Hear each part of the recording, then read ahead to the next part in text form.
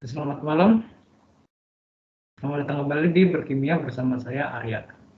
Dan pada kesempatan kali ini saya bakal membahas soal materi Olimpiade, yaitu Conformational Analysis.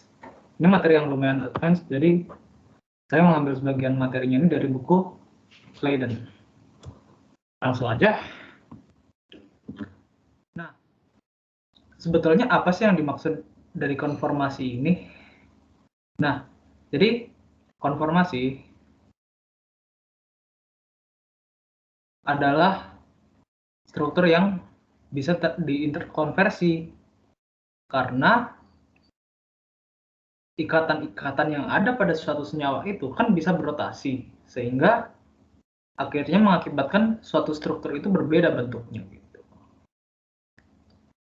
Nah, namun kalau misalnya strukturnya itu hanya bisa berubah kalau misalnya salah satu ikatannya patah, itu namanya konfigurasi yang berbeda, jadi bukan konformasi. Nah, analoginya kayak gimana?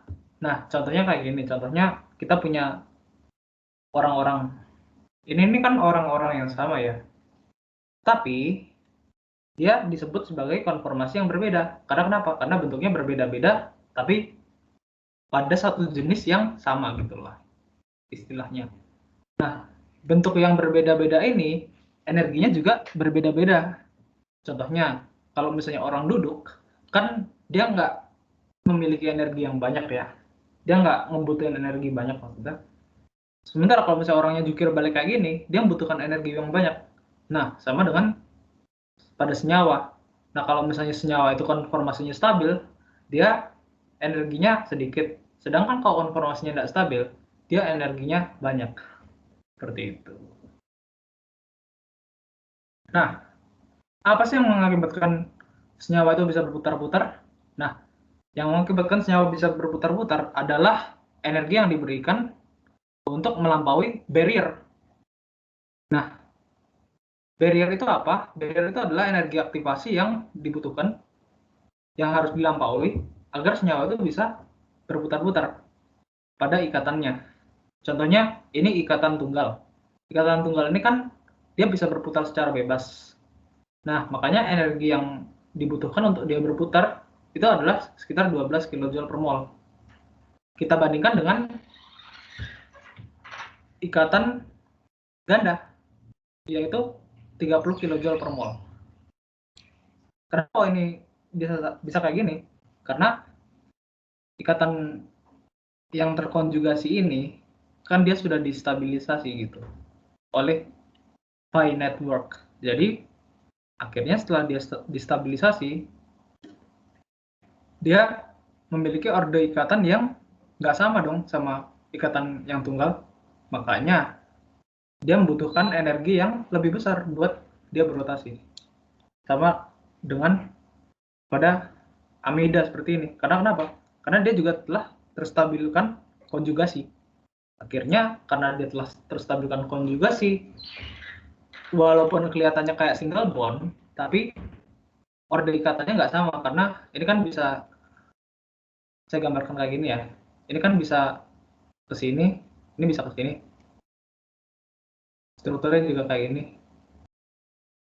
Ini kan juga benar juga.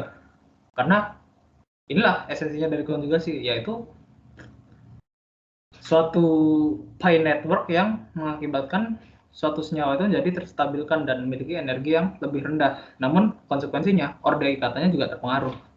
Nah, kalau misalnya ikatan ganda yang tidak terkonjugasi sendiri, dia membutuhkan energi yang sangat besar untuk berotasi. Makanya secara efektif dia tidak berotasi. Nah, kita lihat di sini, barrier sekitar 73 kJ per mol mengakibatkan satu rotasi setiap detik pada 25 derajat Celcius, yaitu 1 per sekon. Nah, setiap 6 kJ per mol naik 10 kali lipat gitu. Turun 10 kali lipat maksudnya. Nah, kalau misalnya kita harus meneliti apa pengaruhnya kita bisa menelitinya itu dari spektrum NMR-nya. Jadi interkonversi dari senyawa itu harus sekitar 1000 per second, atau barrier-nya itu sekitar 55 kJ per mol kalau mau dianalisis secara benar gitu, secara jelas. Nah, kalau yang ini, yang tadi, yang 260 kJ per mol, ini nggak terjadi karena kenapa? Karena dia kelamaan. Jadi di NMR tuh tetap kelihatan yang mana isomer yang E dan isomer yang Z kayak gitu. Nanti untuk NMR akan dijelaskan tersendiri. Namun untuk OSP kayaknya yang nggak terlalu banyak masuk sih. Namun bakal berguna sih kalau misalnya kalian mengerti. Oke, lalu kita punya konformasi etana. Bagaimana ini? Jadi etana kalau kita gambarkan melalui konformasi Newman, kita dapat mendapatkan dua bentuk, yaitu yang pertama staggered dan yang kedua eclipse. Nah, staggered itu artinya kalau misalnya kita gambar dari samping bentuknya bisa kayak gini, tapi kalau kita lihat dari depannya, dari satu atom karbon utamanya, bentuknya kayak gini.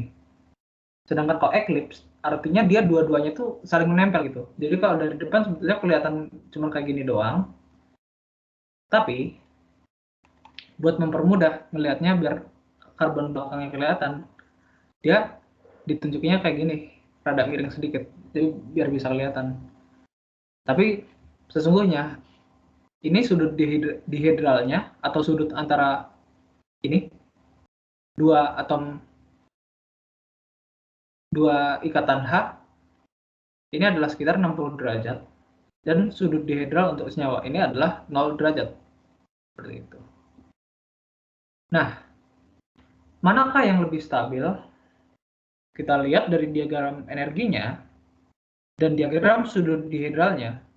Ternyata konformasi yang eclipse itu tuh energinya jauh lebih tinggi daripada konformasi yang staggered.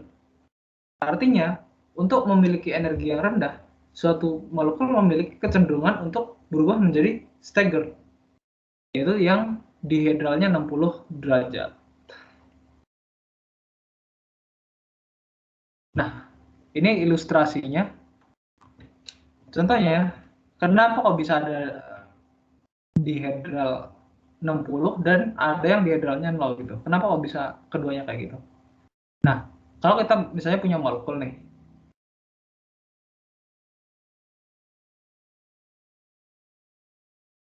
yang ada strukturnya kayak gini, ini analoginya struktur yang eclipse ya.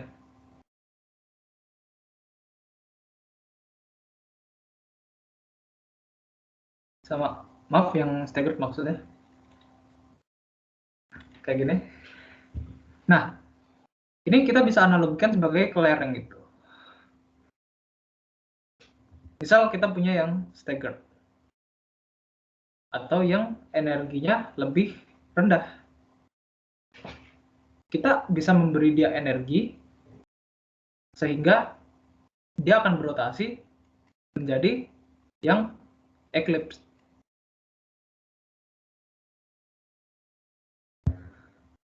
Analoginya kalau misalnya kita kelerengnya itu kita lempar dari bawah, kita tendang gitu dari bawah, itu dia bisa meningkat, bisa naik ke sini, bisa ke puncak bukitnya gitu.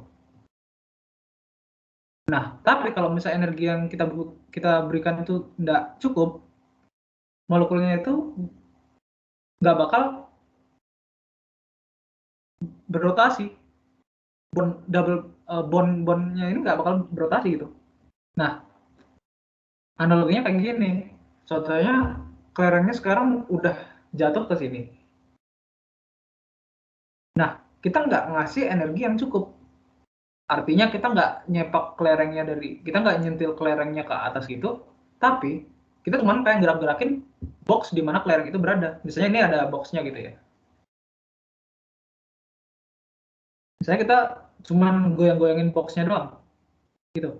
Nah akhirnya molekulnya bukannya naik, tapi dia habis naik sedikit terus jatuh lagi, makanya dia nggak berotasi, ini ikatannya ini nggak berotasi gitu.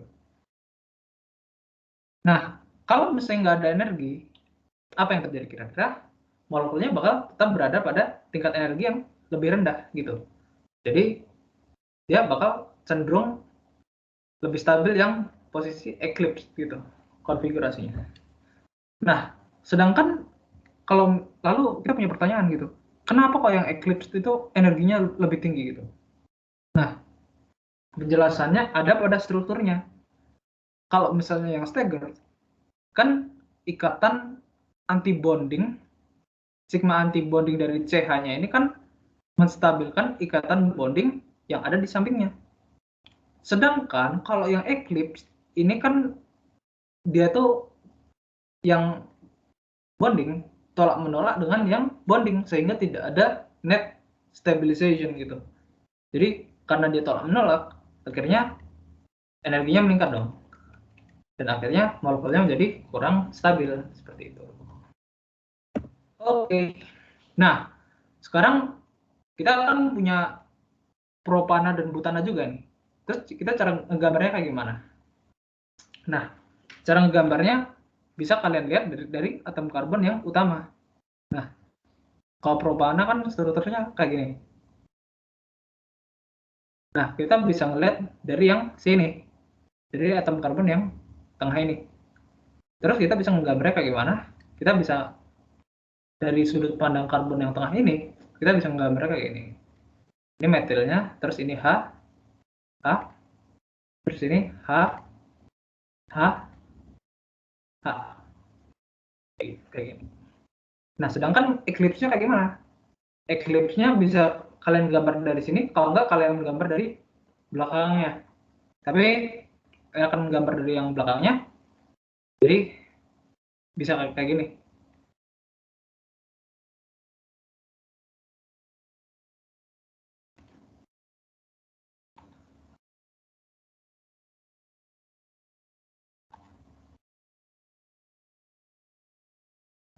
Pokoknya kedua-duanya saling berdekatan gitu ya. Ini bisa ke atas, bisa ke bawah, nggak masalah sih. Pokoknya karena sesungguhnya di angle-nya ini adalah 0. Jadi sebetulnya saling bertumpukan gitulah analoginya. Nah, kalau misalnya kita bandingkan dengan etana ya, energi yang dibutuhkan buat dia mengalami interkonversi ini, kalau etana itu 12 kJ per mol. Sedangkan kalau propana, dia 14 kJ per mol. Nah, kenapa bisa kayak gini? Nah, sekarang kita lihat ke konfigurasinya, ke sudut molekul yang sungguhnya gitu. Nah, kalau misalnya tetrahedral biasa itu kan sp3 sudutnya berapa? 109,5 kan? Nah, sedangkan di propan sudutnya itu yang satu 112,4 derajat dan yang satu itu 106,1. Nah, imbasnya apa? Ternyata ikatan CC-nya ini memiliki repulsi yang lebih gede gitu. Padahal kalau misalnya repulsinya nggak gede dibanding C sama H, dia bakal mengadopsi yang lebih stabil dong, 109,5. Namun, karena repulsi atau tolak menolaknya gede sekali, maka dia bertambah 3 derajat itu. Relatif, gede sekalinya itu relatif terhadap CH gitu. Dan yang satu berkurang jadi 106,1 derajat. Makanya barrier yang dibutuhkan untuk rotasi bakal lebih tinggi. Nah, ini konformasinya butana sama seperti tadi, tapi mirip saja. Namun sekarang perbedaannya ada yang namanya sin periplanar, ada yang gauche, ada yang antiklinikal, ada yang anti periplanar, antiklinikal, sama gauche lagi gitu. Nah, kenapa bisa kayak gini? Nah, dan cara mudahnya buat ngapalinnya kayak gimana gitu. Nah, kita lihat nih ya, apa namanya, sin periplanar. Sin itu artinya searah gitu. alias ini adalah bentuk eclipse-nya dari Butana gitu, scene periplanar. Nah, lalu satu lagi scene clinical atau gauche. Nah, di bentuk yang gauche ini dia itu udah nggak, sudut dihidral itu udah nggak 0 derajat lagi, tapi sudah 60 derajat. Nah, jadi ininya kan posisinya udah 60 derajat nih. Terus kita rotasi lagi 60 derajat lagi. Jadi anti klinikal. Karena kenapa? Karena yang satu di sini dan yang satu di sini. Nah, dan kalau misalnya kita gambar tuh kayak gini. Metalnya yang satu tuh bukannya lurus kayak gini, tapi yang lurus tuh sama yang metalnya di sini nih, metalnya menghadapnya ke depan ke arah pembaca gitu. Nah, lalu yang anti periplanar itu gimana? Yang anti periplanar itu artinya dia berlawanan arah. Jadi sudut dihidralnya itu adalah 180 derajat. Kalau ini 120. Nah, kalau ini tinggal ngebalik yang tadi aja anti klinikalnya. Lalu yang terakhir itu sin klinikal. Ya balik yang tadi lagi gitu. Nah, lalu oh ya, tiap mirror image yang ada itu secara energi itu adalah identik gitu. Jadi ya karena ini kan sama aja ya, identik aja konfigurasinya, jadi ya sama aja energinya gitu. Nah, berbicara soal energi, kira-kira gimana nih? Grafik energinya gimana? Nah, dari sin periplanar, dia bakal turun gitu energinya ke gauche. Karena konfigurasinya itu tolak menolaknya itu nggak segede yang ada di sin periplanar gitu. Terus tolak menolaknya gede lagi karena gini ya, karena ini nih ibaratnya itu kan dia menempati ruang yang berbeda ya dari metil yang lain gitu. Sementara ini dia menempati ruang yang sama gitu. Jadi repulsionnya bakal gede gitu. Nah, lalu energinya naik lagi ke antiklinikal. Kenapa? Karena dia menempati ruang yang sama, metilnya ini menempati ruang yang sama dengan yang H gitu. Metilnya ini juga menempati ruang yang sama dengan yang H. Sehingga terjadi tolak menolak lagi. Walaupun sekarang energinya tidak sebesar yang sin periplanar tadi. Nah, lalu kita ke yang energinya paling rendah, yaitu yang anti periplanar. Nah, ini yang paling stabil karena ininya sudah jauh-jauhan gitu. Dan terjadi stabilisasi oleh orbital sigma antibonding yang ada pada metal yang posisinya ke bawah ini. Nah, lalu kita tambah lagi sudutnya, energinya naik lagi, terus kita tambah lagi energinya turun, lalu energinya memuncak lagi gitu. Karena kembali lagi mirror image. Nah, sekarang kita beranjak ke yang senyawa siklik, ring strain. Jadi definisi dari ring strain itu apa sih? Ring strain itu adalah suatu seperti gimana ya bilang, seperti gencetan gitulah ya, suatu gaya yang dihasilkan akibat ketidakstabilan gitu, ketidakstabilan yang diakibatkan oleh perbedaan sudut pada senyawa yang harusnya tetrahedral.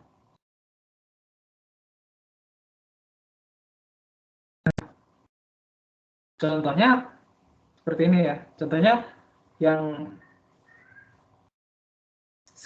bentuknya segitiga atau trigonal planar.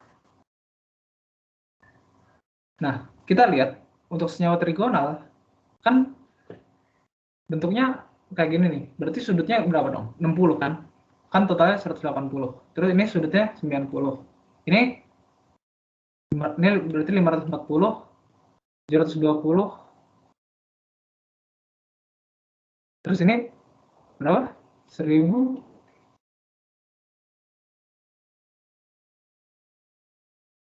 Maaf, 900 ya. 900. 900, lalu ini 1080. Ini berarti 540 dibagi 5 kan berarti 108. Ini 720 dibagi 6 kan berarti 120. 900 bagi 7 kan berarti 128,5 ya. Coba ya, aku tunggu. 900 dibagi 7. Ya, 128, ini 120, ini 126,6 lah. 128,6. Lalu ini yang 1080 dibagi 8, 135. Nah, kita lihat kalau dari senyawa yang ada di atas ini, yang paling mendekati yang 109,5 itu yang mana? Yang ini kan, yang 108. Nah, tentunya kita bisa menganggap ini yang ring strain-nya paling kecil gitu.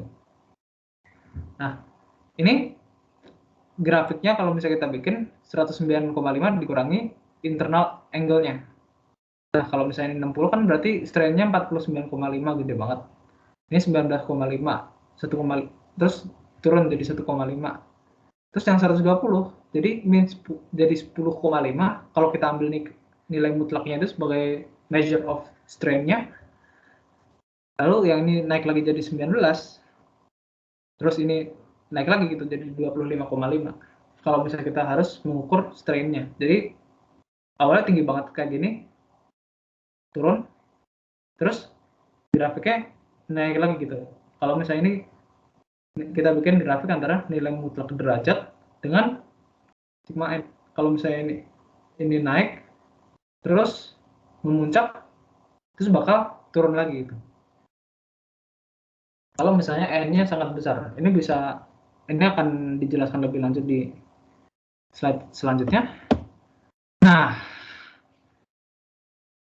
kalau misalnya kita lihat grafik ini kan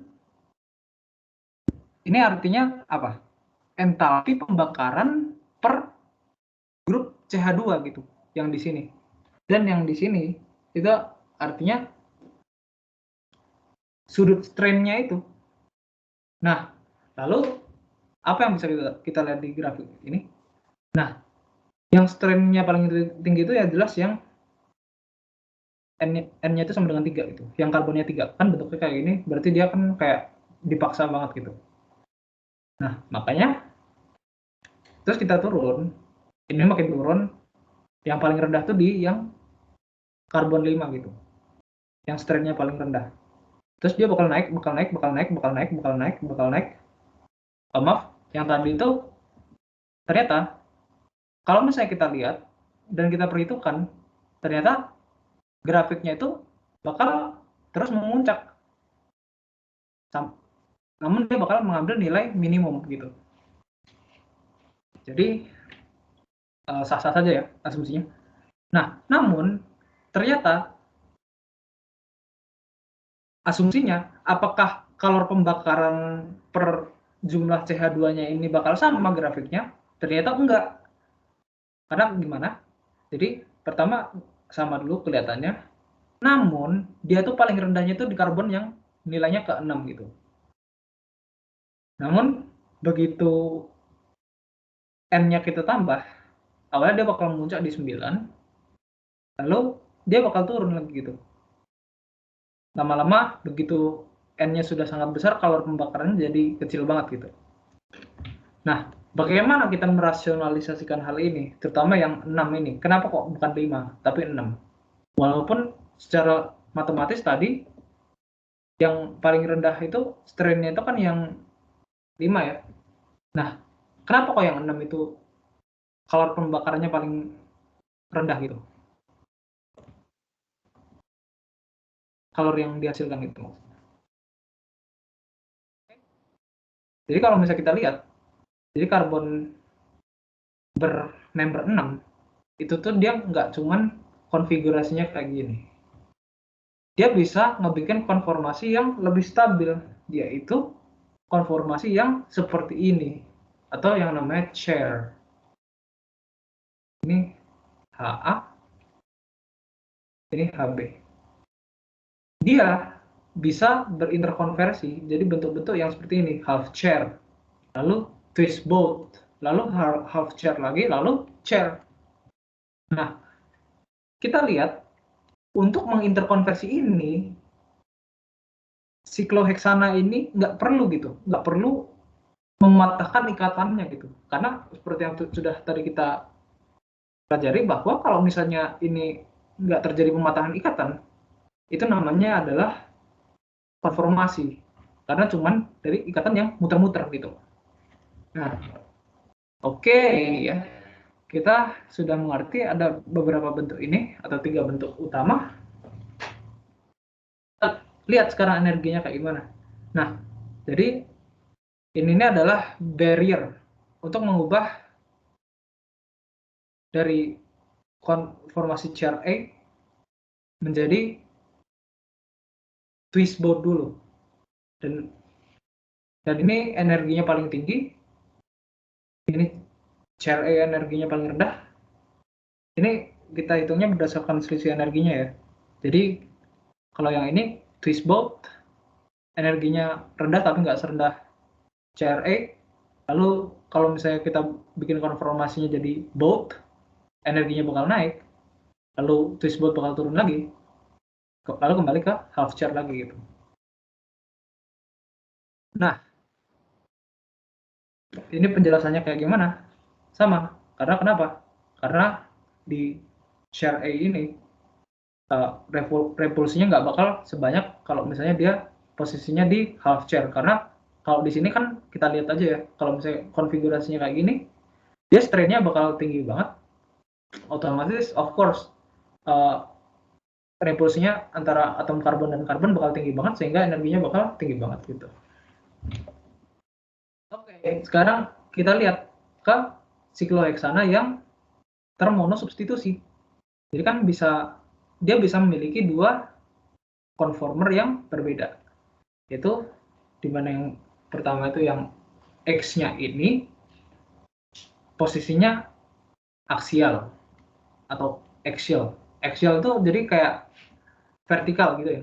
Sedangkan yang satu lagi itu ekuatorial atau posisinya cenderung horizontal gitu. Karena ekuator itu kan kayak garis khatulistiwa gitu ya. Jadi akhirnya posisinya kan horizontal kayak gini. Nah, kedua ini berkesetimbangan gitu. Tapi energinya berbeda. Nah, di segala macam kasus yang aksial itu energinya lebih tinggi. Jadi bakal lebih sedikit yang ini kalau misalnya pada kesetimbangan gitu. Namun jangan salah interpretasi ya. Kalau misalnya molekul itu bereaksi, dia bisa melakukan interkonversi dengan cukup cepat gitu. Nah, kalau yang ini, kenapa kok bisa energinya berbeda kayak gitu? Kalau yang ini kan,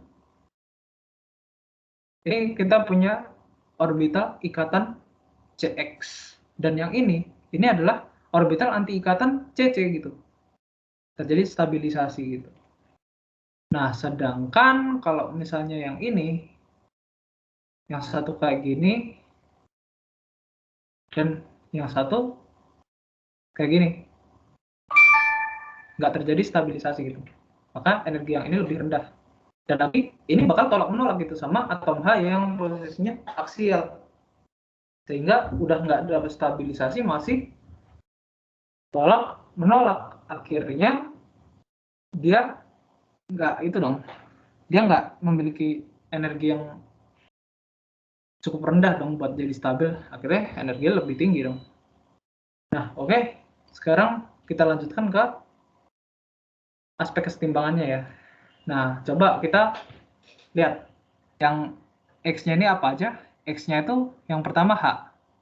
Lalu ini sama aja ya berarti bentuknya. K-nya 1. Lah, lalu sekarang X-nya itu metil. X-nya itu metil, K-nya kita punya 19. K-nya 19, ini perbedaan energinya segini. Yang etil 20, isopropil 42, lalu tes butil 3000, O-metil 2,7, lalu yang fenil 110. Jadi K-nya itu kan artinya perbandingan dengan yang ekuatorial dengan yang aksial ya. Jadi ternyata ini kan kalau misalnya kita lihat dari sini ke sini ini makin gede ya. Terus dari sini ke sini juga makin gede. Tapi ini kita bikin batasan dulu.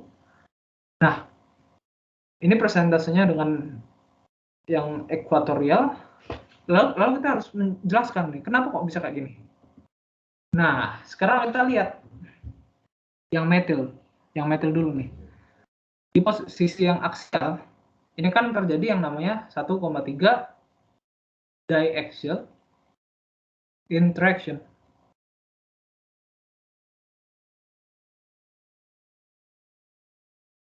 Karena ini seolah-olah mirip dengan posisi seperti ini.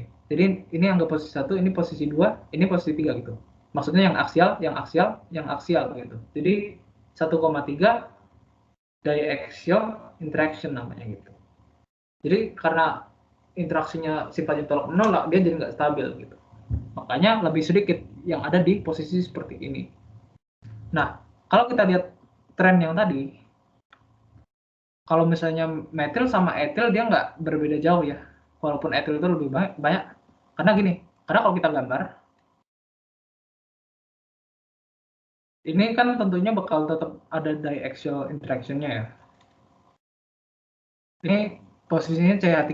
Tapi CH3-nya ini menghadapnya ke belakang. Jadi efek yang diterimanya itu cuman antara ini sama ininya nggak terlalu ngefek gitu. Kalau misalnya repulsinya gitu. Ini repulsinya sama ini repulsinya sama ini. Lalu ini nggak bakal terlalu ngefek. Karena kenapa? Karena posisinya udah berbeda. Sama kasusnya dengan metil sikloheksana. Metoksisikloheksana, maaf. Jadi kan ada gugus metoksinya. Ini kan metilnya bakal menghadap ke belakang gitu. Jadi kontribusinya nggak bakal terlalu banyak gitu. Walaupun ya kita lihat coba perbandingannya dari berapa, K-nya ini 2,7. Jadi cuman jadi nggak lebih banyak gitu ya dibanding metil sama etil, tapi tetap aja gitu. Ini removalnya lebih gede karena kenapa? Karena ini PEB di O-nya. PEB di O-nya ini bakal tolak menolak. Jadi otomatis efeknya secara nggak langsung gitu tolak menolaknya itu kan di posisinya ke sini. Tapi dia juga ada net efeknya ke belakang juga dong. Jadi akhirnya kalau misalnya begitu ininya akhirnya ke belakang, tapi sedikit aja gitu. Tapi lebih banyak dari etil sih kayak gitu. Metilnya ini ke belakang maksudnya. Oke, ketika kita punya yang udah kayak gini, nah ini udah perkara beda lagi nih. Jadi yang ada di atas ringnya itu cuman hidrogennya, sehingga interaksinya ini udah sama ini. Jadi begitu udah di atas sini, diaxial interaction-nya makin gede lagi gitu. Karena kenapa? Karena ya ini posisinya yang satu ke sini, yang satu ke sini. Jadi repulsinya makin ini repulsinya antara R yang satu sama R yang kedua ini udah kuat. Repulsinya antara ini sama ini juga udah kuat. Jadi akhirnya energinya nambah gitu. Nah, apalagi kalau R-nya kita tambahin satu lagi, ini repulsinya ini udah betul-betul steric banget ini. Karena ini udah ada interaksi yang sangat severe antara metil sama proton-proton yang aksial gitu. Karena kita pertimbangkan lagi coba kalau misalnya ini ke sini, ini berotasi ke sini, ini kan bakal imbasnya bakal gede banget ya. Jadi ya seperti itu juga.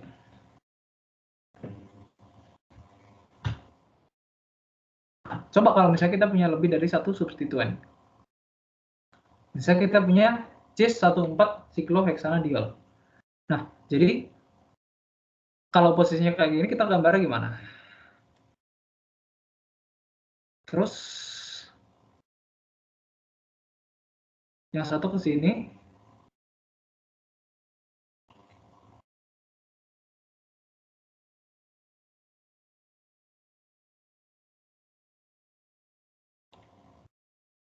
ini ekuatorial, terus ini yang satu ke si. Oke, jadi kayak gini.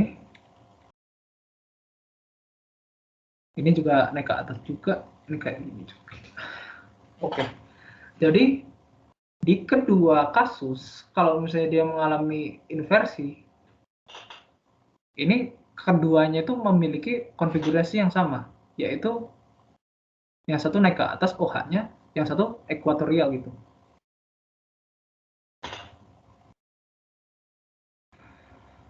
Lalu kita punya satu lagi yang trans. Yang trans, yang satu OH-nya yang satu dua-dua OH-nya itu posisinya aksial, yang satu dua-dua OH-nya itu adalah ekuatorial gitu. Nah, jadi kira yang mana yang lebih stabil? Yang lebih stabil ya yang ini lah, jelas. Karena energinya lebih rendah gitu. Sama yang substituen aksialnya lebih sedikit. 0 lawan 2 OH-nya maksudnya. Oke. Nah, sekarang kita punya locking groups. Apa itu locking groups? Jadi, contohnya ya, salah satu locking group yang terkenal adalah terbutil. Jadi terbutil ini kan dia gede banget ya. Maka diaxial interaction-nya bakal gede banget sama efek steriknya juga bakal gede banget. Nah, akhirnya ya, kalau kita lihat ini kan menghadap ke atas, ini menghadap ke atas juga. Jadi akhirnya apa yang bakal terjadi? Yang terjadi adalah pembentukan yang seperti ini. Kenapa disebutnya locking? Karena di konfigurasi apapun, ini yang gede-gede ini cenderungnya ke aksial gitu, ke maaf, ekuatorial gitu. Jadi walaupun yang lainnya ada bisa ekuatorial juga, tapi ini dipaksa jadi aksial gitu. Karena kenapa? Karena udah terkunci oleh grup yang lebih gede ini. Nah, sedangkan yang ini konfigurasi yang paling stabil ya sudah jelas yang ini karena kedua-duanya ekuatorial. Nah, kalau misalnya kita punya dua locking group yang berbeda, apa yang harus kita lakukan gitu? Ya, otomatis kalau kayak gini kan nggak stabil ya. Maka dia harus terinterkonversi gitu ke twist boat conformer ini. Jadi dari chair ke twist boat. Jadi yang kedua-duanya itu bisa di pseudo equatorial positions, yaitu yang di energinya lebih rendah daripada konformasi yang chair gitu. Nah, sekarang ada locking group yang lainnya yaitu yang namanya decalin. Decalin tuh kayak gini bentuknya. Jadi tuh ringnya ada dua kayak siklohexana tapi ringnya ada dua gitu.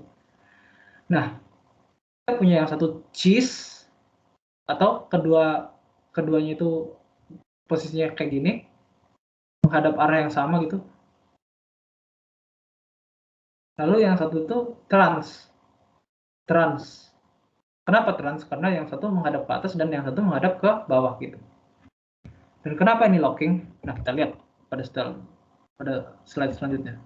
Nah, kalau misalnya transdekalin, dia nggak bisa melakukan ring inversion gitu. Karena inversi itu adalah posisinya kayak gimana? Posisinya itu harus sama gitu. Maksudnya kalau misalnya yang satu posisinya aksial, samanya itu adalah sama kebalikannya gitu. Jadi semua substituen aksial harus jadi substituen ekuatorial.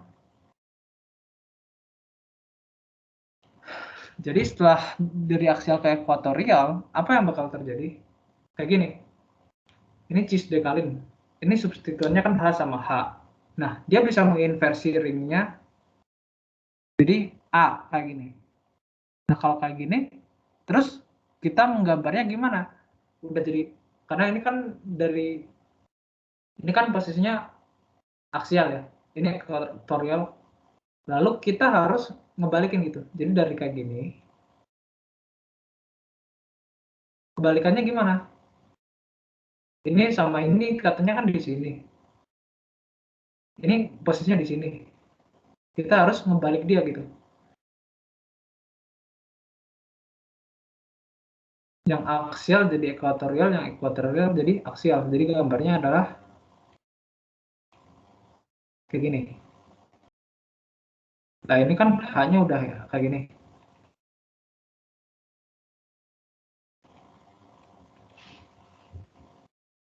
Terus ujung-ujungnya kita balik gitu, kita rotasikan sehingga bentuknya jadi kayak gini.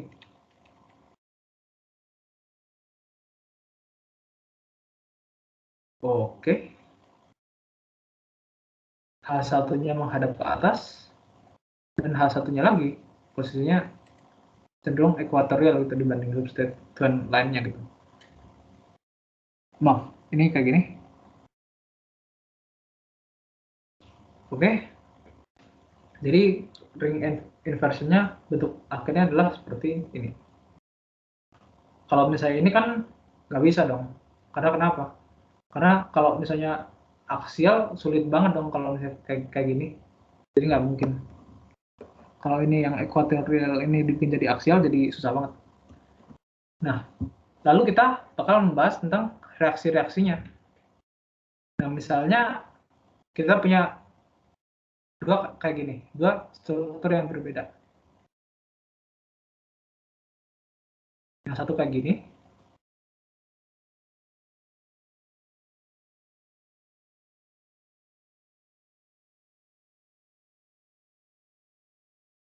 kenapa yang ini bereaksi, sedangkan yang satunya lagi yang kayak gini,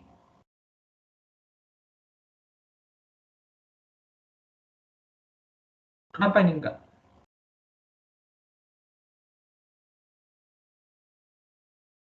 Kenapa yang ini bereaksi menghasilkan epoksida dan yang satu kenapa enggak? Nah, kita lihat lagi dari strukturnya. Nah, trans 2 klorosikloheksanol. Kita gambar strukturnya, yang paling stabil kan harusnya kayak gini. Tapi karena SN2 itu sifatnya living group harus anti periplanar. Transition state-nya gitu. Dengan coming group. Jadi grup yang datang gitu. Atau bisa dibilang seperti ini gitu. Yang satu kan nyerangnya dari belakang gitu. Jadi biar dia bisa nyerang dari belakang, posisinya kan nggak boleh dong aksial-aksial kayak gini. Kalau misalnya kayak gini kan posisinya dari sini dia harus ke belakang sini, tapi nggak mungkin. Nah, kalau misalnya O-nya datang dari sini, dia harus ke belakang sini gitu. Kan nggak mungkin gitu. Maka dia terpaksa mengalami yang namanya inversi. Nah, inversinya itu terjadi seperti ini. Ini kan nyerang ke sini, dan ujungnya terjadi molekul yang seperti ini. Dan bahkan bentuk aslinya bukan kayak gini nih. Jadi kalau misalnya yang bilang, lah kan ini nggak stabil kak, kenapa kok bisa kayak gini? Nah, kita lihat lagi konteksnya gitu. Kenapa begitu dia nyerang, ini kan kayak situasi yang terpaksa ya gitu, karena ini juga nggak stabil juga, ada molekul yang muatannya negatif, jadi dia terpaksa melakukan inversi buat nyerang. Nah, bentuk yang dihasilkan tentunya juga nggak kayak gini. Nah, kita bakal lihat bentuk yang dihasilkan kayak gimana di slide selanjutnya, tapi kita tinjau dulu yang cis kayak gimana. Yang cis kan nggak bakal, yang nggak bisa lah, nggak anti periplanar ini, jadi ya jelas-jelas nggak bisa gitu.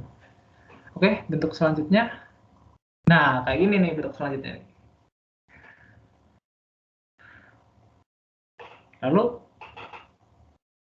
ini produk awalnya kayak gini, dua-duanya jadi nggak stabil, aksial, jadi bisa ring flip lagi, jadi di aksial, di ekuatorial, di aksialnya jadi di ekuatorial gitu, ring flipnya. Nah, segala macam ring opening itu hasilnya adalah produk-produk yang di aksial. Karena kenapa? Karena udah jelas mekanismenya itu adalah SN2. SN2 itu artinya dia harus memiliki transition state yang anti periplanar. Jadi hasilnya dua-duanya di aksial gitu.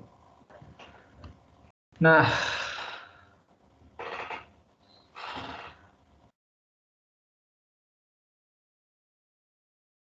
kita ngelihat reaksi yang kayak gini. Ini kan kita punya locking group PPH3 atau trivinyl fosfin, pakai dikasih gas halida, lalu kita reaksikan dengan H2O gitu. Kita larutkan dalam diklorometana. Nah, ini kita dapat produk yang kayak gini, yieldnya 95%. Nah, kira-kira apa yang terjadi? Nah, jadi kan trivinyl fosfinnya ini bakal ngambil atom yang muatan parsialnya positif dari gas halogennya ini. Jadi nyerang ke sini, ngasih elektron ke sini gitu. Jadi PH3PX plus tambah X-min gitu. Nah, lalu X-minnya ini bakal menyerang itu yang tadi posisi ini menjadi posisi diaksial lagi, lalu dihidrolisis saja jadi produk yang kayak gini. Nah, sedangkan kalau misalnya ini posisinya ke belakang, lalu apa yang bakal terjadi? X-minnya ini bakal nyerang O-nya ini, jadi kayak gini, sama aja, antiperiplanar. Posisinya dua-duanya di aksial. Yieldnya juga sama 95%. Nah, Kak, kalau misalnya yang diserang itu yang posisi ini gimana, Kak? Kalau bukan ini gimana? Nah, kita bakal lihat dalam beberapa saat. Nah, kita lihat ini poin-poin yang harus dicatat. Terbutilnya ini nge-lock konformasi oksidanya gitu.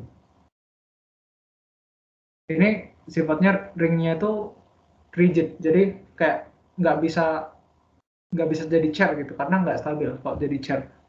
Nah, nukleofilnya nyerang dari opposite side of the epoxide itu DCO sigma antibonding. Jadi nyerangnya dari belakang. Nah, twist boat yang dihasilkan itu tuh bisa jadi ekuatorial semua, tapi ini terkontrol oleh kinetik gitu. Jadi bukan barrier jadi bukan stabilitas produk akhir, tapi kecepatan reaksinya gitu yang lebih meter gitu. Jadi kan kalau misalnya epoksidanya kan bisa ngebuka di akhirnya, tapi dia ujung-ujungnya bakal ngasilin twist boat, tapi ya gitu, dia bakal kesulitan ngasilin twist boatnya karena ini sifatnya terkontrol secara kinetis gitu. Nah, reaksinya kayak gimana kita bakal lihat gitu. Nah, kayak gini, X-nya kan bakal nyerang dari belakang, terus jadi salah gitu, ring openingnya jadi salah, jadi kayak gini, energinya ketinggian. Lah terus gimana? Setelah energinya ketinggian terus gimana? Akhirnya yang terjadi, dia nggak terbentuk sama sekali produk yang kayak gini. Walaupun dia bisa ngeflip, melakukan ring flipping jadi yang stabil kayak gini. Tapi ini prosesnya lama, jauh lebih cepat serangan nukleofilnya. Jadi serangan di sini ini nggak terjadi. Gitu. Oke, sekian dari kurang lebihnya mohon maaf. Wassalamualaikum warahmatullahi wabarakatuh.